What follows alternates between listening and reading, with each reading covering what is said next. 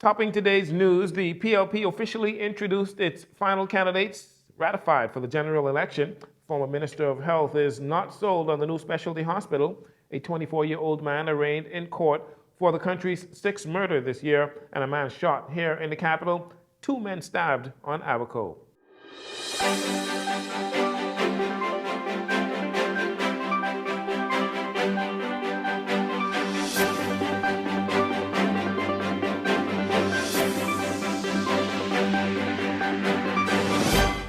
Good evening, Bahamas. This is your JCN Evening News. I'm Jarino Saunders. Thank you so much for joining us.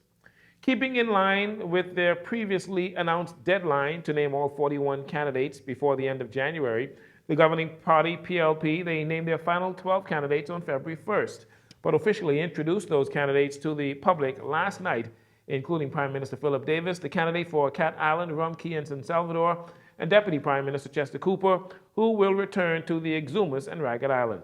Prime Minister Philip Davis said his administration is now at a serious juncture in its quest to retain the government, and now is not the time for infighting. He urged party members to unite as a family. Tonight marks the end of one phase and the beginning of another. The selection process is done. The ratifications are complete. Next week, on February 16th, February 16th, the Progressive Party launches its campaign.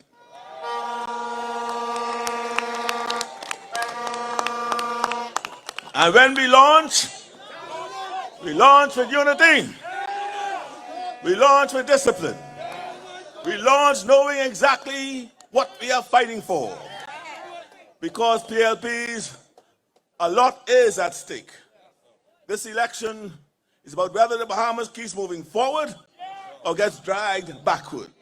The Prime Minister then took the gloves off and went directly at the leader of the official opposition with some stinging comments about his character as a leader and what it could mean for the country. And let me say something tonight. Pentard is a petty man. You all know that, eh?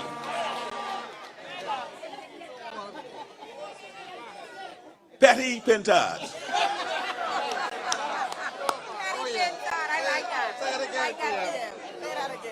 Say that again? Yes. Petty Pentard. And boy, I tell you,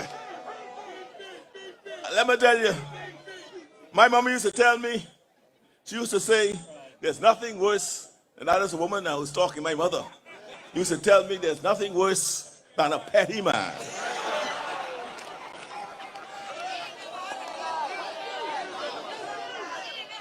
A petty man will stop progress. A petty man will right-size the public service, and to do that, what you got to do? They fire public servants. Now, if you don't believe me about what I said, just ask Hubert Menace.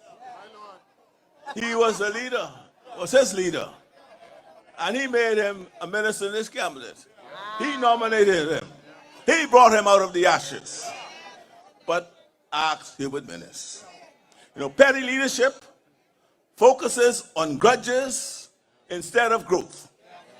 Petty leadership puts ego ahead of people. Petty leadership tears down instead of builds up. Michael Pentard has shown this country who he is. A very petty man. Prime Minister Davis then went on to tell PLPs not to take the election for granted and that they must reach and treat each voter with respect. He also had the following message for unions and healthcare workers. I want to speak directly to our union brothers and sisters, and to every healthcare worker across this country. You can trust me.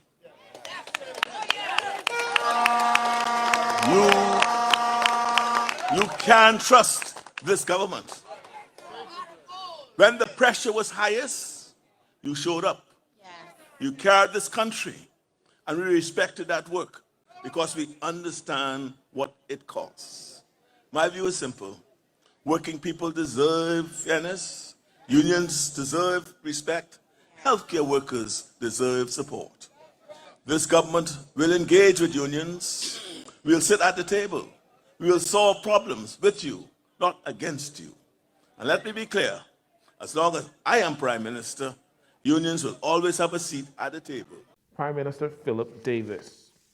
Meanwhile, among the PLP newcomers to frontline politics, there are several standouts. Among them is PLP candidate for St. Anne's, businessman Keno Wong, a former student at C.H. Reeves. According to Prime Minister Philip Davis, a confident Wong convinced him on Monday night that he will win St. Anne's, where he faces off with F&M incumbent Adrian White, who has been a thorn in the side of the government. As your candidate, as your incoming member of parliament, I will work tirelessly to help create safer neighborhoods, to empower our youth with opportunities and guidance, and to ensure our senior citizens are well respected, supported, loved, and never forgotten.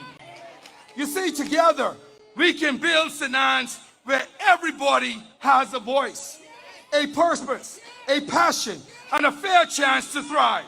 This is what true representation will bring to St. Anne's. St. Anne's deserves better.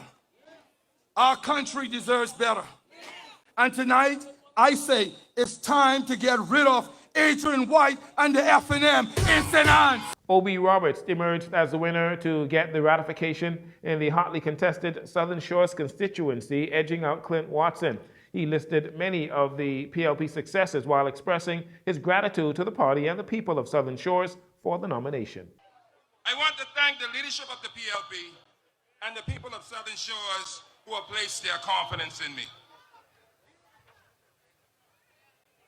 It takes a balanced team led by heart and conviction to form a government focused on empowering the Bahamian people. And that's what we have in the PLP with the Honorable Philip Brave Davis and this dynamic PLP team. PLPs. This PLP government will not spare resources in protecting our people's health. The work of this Davis administration must continue. And I ask for your support. This is important work on behalf of the Bahamian people. We must keep building on the progress.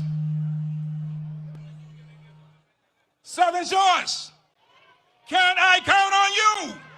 Attorney Robin Lyons said she is ready to answer the call in Killarney, which will likely be one of the most closely watched races in the election, as she faces former Prime Minister Dr. Hubert Minnis, who has announced on Monday that he will run as an independent. F&M candidate Senator Michaela Barnett Ellis and Coalition of Independents Deputy Leader Dr. Veronica McGyver, all in Killarney. I've been walking in Killarney. I've been talking to our people in Killarney, touching, reaching, listening.